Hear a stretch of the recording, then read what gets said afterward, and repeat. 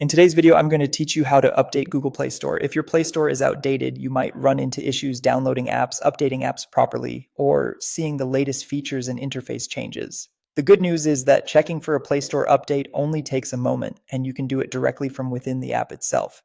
To begin, open the Google Play Store on your Android device. Once it launches, look toward the top area of the screen for your profile icon and tap it.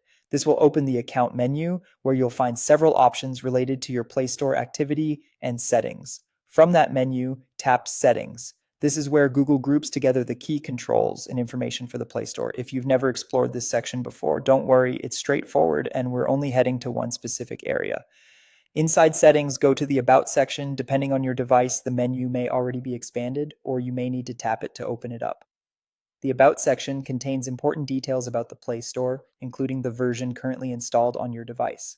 Now tap the About section if needed so the drop-down menu appears. Then look for Play Store version. This is the option you'll use to check whether an update is available.